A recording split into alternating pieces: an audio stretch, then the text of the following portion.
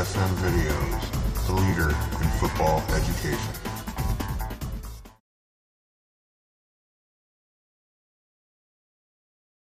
Hi, I'm Rex Lardner, the managing editor of American Football Monthly, and our guest today is Coach Rich Hargitt, who just completed a 4-set series of DVDs.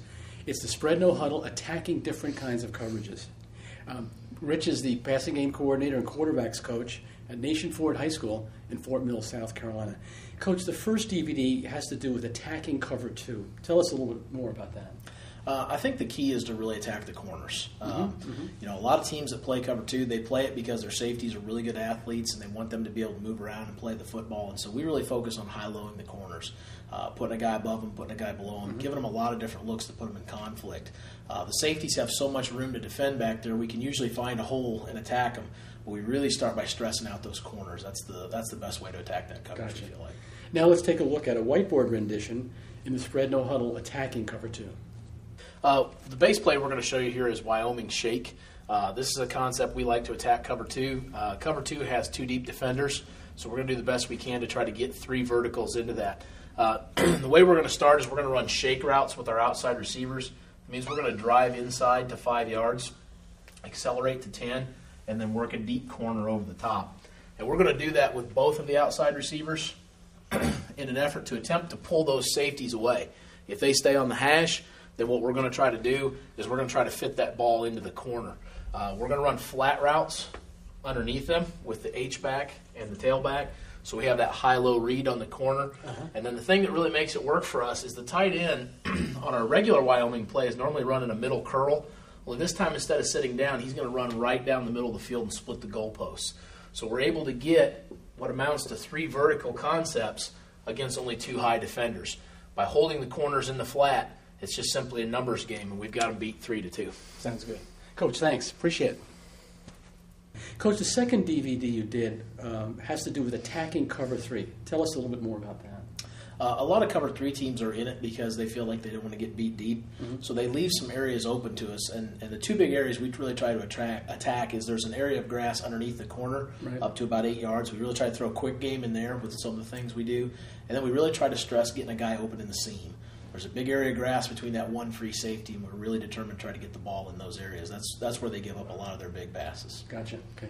Coach, thanks. Now let's take a look at a whiteboard rendition in the Spread No Huddle, attacking cover 3. Thanks, Rex. This play is what we call Clemson. Clemson's a concept that we really borrowed from BYU and Texas Tech years ago. It's the deep cross.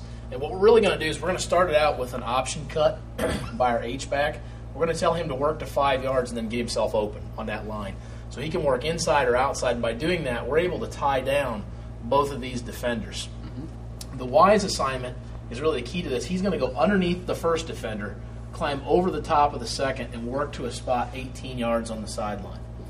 We're going to complement that. The X runs a fade, but we often tag him with a skinny post. And against cover 3 teams, we like to run that skinny post and try to get the ball over the top of that free safety and really put him in a high-low read bind. Here we just have the ability to run a fade and break it off. We always check the protection back to the Y. So what we've done is we've really created a flood concept in which that free safety does not get any help from underneath, and then he's high-low between the post and the deep crossing route from the Y. Sounds great. Thank you, Coach. Appreciate it. Coach, your third DVD has the Spread No Huddle, attacking man coverage. What are the principles of that? A couple things we like to do when we see man coverage is use stack or bunch compressed formations, things that force the defense to have to move inside a little bit. We also like to use motion. We really like to get into shorter, long motion. And when we start motioning, we really like crossing routes. Crossing routes force man coverage to have to defend the entire 53 and a third yards wide of the field. And so we really like to get a guy in motion and then bring him back the same direction or the opposite direction and just run away from that coverage. Gotcha. That really kind of negates their speed. That's neat. Okay. Well, now let's take a look at a whiteboard rendition in the Spread No Huddle, attacking man coverage. Okay, great. What we're going to do with man coverage is we're trying to find an assignment that causes an issue for somebody. And a lot of times we're trying to find a matchup. And the way we're going to do that is by placing our Y on the line of scrimmage. Our Z is off, so he's able to move. So we're going to put him in something we call short motion. And he's just going to motion until he gets right behind the Y into a stack alignment.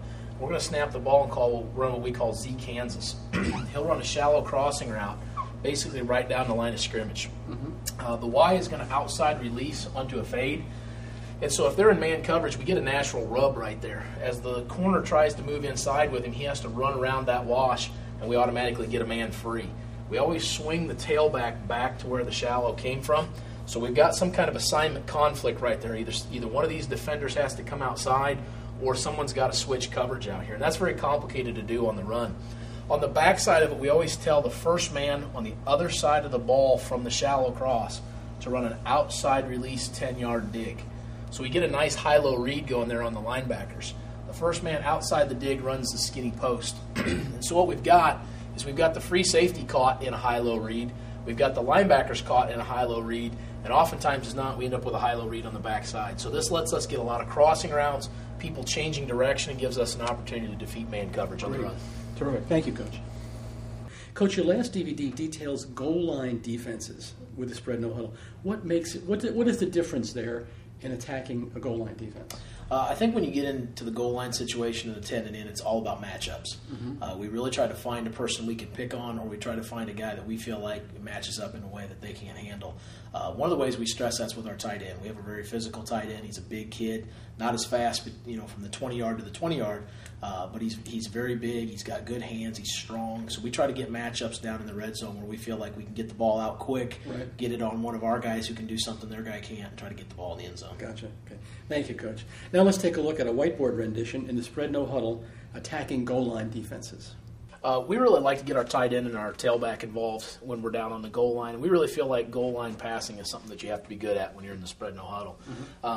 This play is something we call Y Hawkeye. And what we do is it's off of our Texas Tech or our 4 vertical package. So we just let our Z and our X go vertical to clear out coverage. We call the Hawkeye is where the tight end goes 5 yards and he can turn in, turn out, or work completely inside or outside.